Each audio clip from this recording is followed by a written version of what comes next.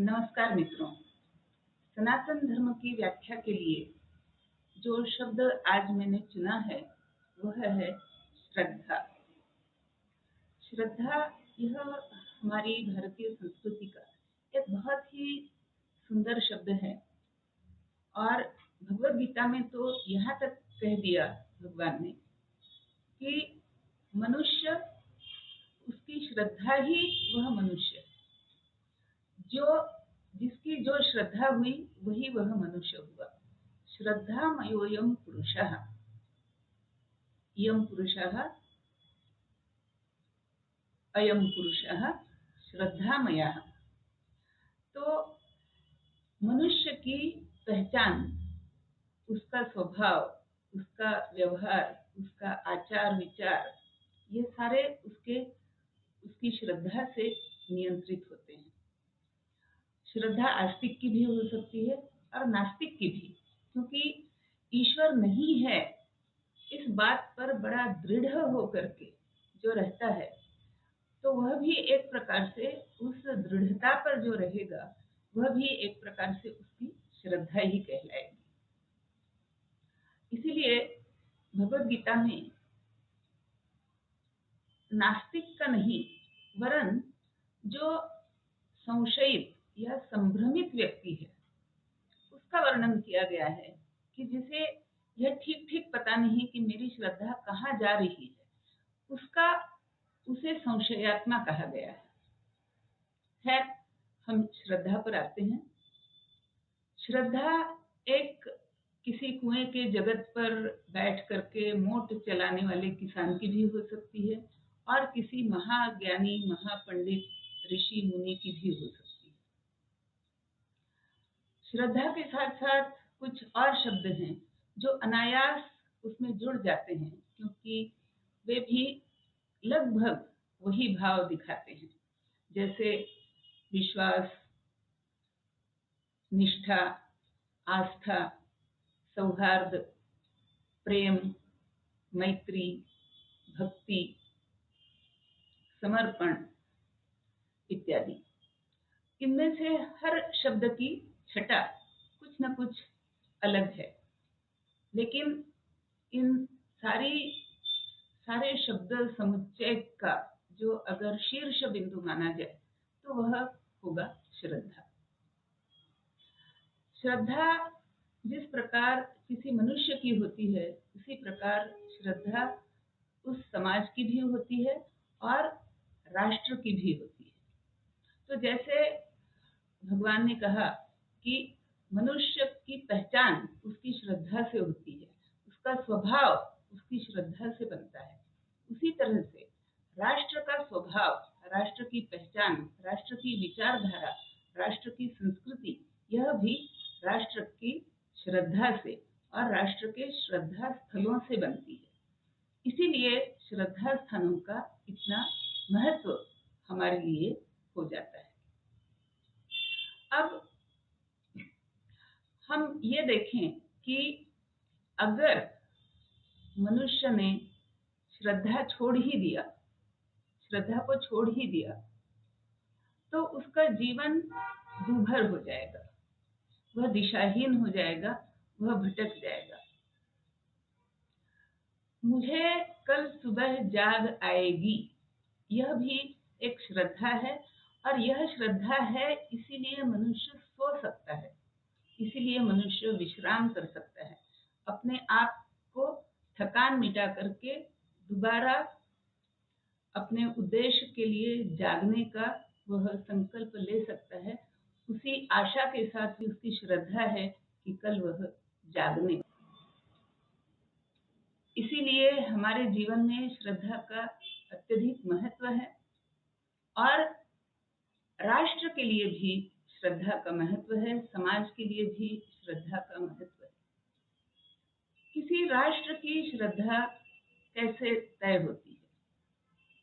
तो भारतीय संस्कृति में, जो भारत राष्ट्र में यह इस राष्ट्र की श्रद्धा रही है और आज से नहीं बल्कि हजारों वर्षों से रही है कि समाज में अच्छे मूल्यों के लिए समाज में अच्छाई लाने के लिए मनुष्य बना है।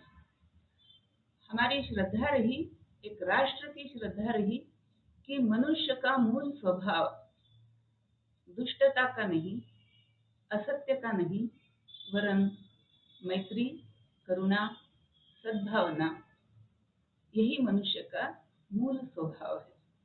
इसी प्रकार सत्य और ज्ञान की खोज, मेधा, नए नए आविष्कार, यह भी मनुष्य का सहज स्वभाव है।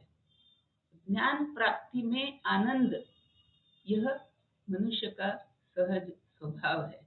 ऐसी हमारे राष्ट्र की श्रद्धा हजारों वर्षों से रही है। और इसी श्रद्धा के कारण ऐसे नियम बने या ऐसे नियमों का विचार हुआ कि जो नियम समाज को आगे ले जा सकते हैं, जो नियम समाज के लिए अभ्युदय का काम करते हैं, समाज के हर वर्ग को आगे ले जाने की एक प्रेरणा और अवसर दोनों ही प्रदान करते हैं, शक्ति भी, क्षमता भी। तो उन मूल्यों को हमारी संस्कृति ने धर्म कहा है।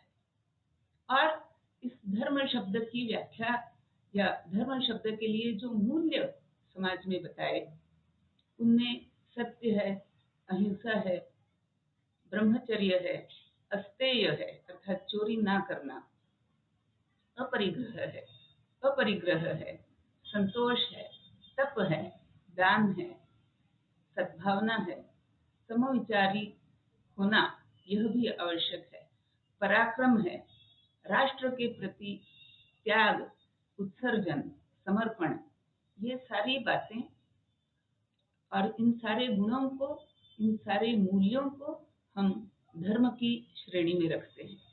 क्योंकि धर्म को व्याख्यायित ही इस प्रकार किया गया है कि धर्म क्या है? तो जो प्रजा को धारण कराने के लिए सक्षम है, उसे धर्म कहते हैं।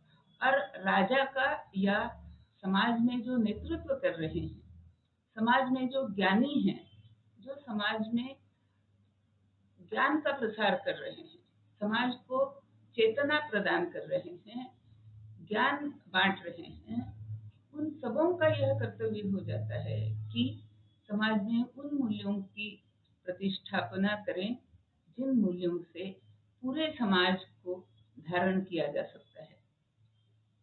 सर्वे भवन्तु सुखिनः, सभी के लिए सुख हो, यह धर्म कहलाता है। कम से कम भारतीय संस्कृति में यही धर्म है। और इस धर्म को लाने के लिए समाज ने जो कई सारे मूल्य बताए, गुण बताए, उन गुणों को सालों साल, वर्षों तक, बल्कि सहस्रों वर्षों तक, पीढ़ियों तक किस प्रकार निरंतरता से मनुष्य के मन में, मनुष्य के मन पर उन गुणों का संस्कार किया जाए, यही सोच, यही विचार और यही आचार, यही आचरण, यही बर्ताव हमारे समाज धुरीणों ने समाज को दिया। और यही कारण है कि भारतीय संस्कृति, भारतीय राष्ट्र इतने अधिक वर्षों तक चिरंतनता से टिका हुआ है। तो मित्रों, ये मूल्य समाज में और समाज के हर व्यक्ति में किस प्रकार उतरेंगे, किस प्रकार उतर सकते हैं, यह सोचना हम सबों का कर्तव्य है। और इसके लिए चाहिए दृढ़ श्रद्धा कि हमें राष्ट्र के लिए जीना है, राष्ट्र को आगे ले जाना है। राष्ट्र आगे चलेगा तभी समाज टिकेगा, तभी हम सुरक्षित रहेंगे, तभी हमारी आने वाली पीढ़ियां भी सुरक्षित रहेंगी, ज्ञानी रहेंगी, आनंदी रहेंगी। तो सत्यम शिवम सुंदरम की संकल्पना भी इन्हीं मूल्यों से आगे आती है। और इन सबों के लिए श्रद्धा का होना अत्यंत आवश्यक है। तो ये कहा जा सकता है कि श्रद्धा ही वह गुण है जिस गुण के कारण मनुष्य अपने आप के लिए, अपने समाज के लिए, अपने राष्ट्र के लिए कुछ न कुछ उत्सर्ग करने को, कुछ न कुछ तपश्चर्या करने को तैयार होता है। तो यह श्रद्धा की व्याख्या है। और ऐसी श्रद्धा में राष्ट्र को ले जाना, राष्ट्र के लिए ऐसी श्रद्धा को निरंतरता से टिकाए रखना, यह हमारा राष्ट्र धर्म है। तो मित्रों, अगली बार हम चर्चा करेंगे कि राष्ट्र धर्म को हम थोड़ा सा और अधिक परिभाषित करने का प्रयास करेंगे और राष्ट्र धर्म निभाने के लिए हमें क्या करना होगा, इसकी हम चर्चा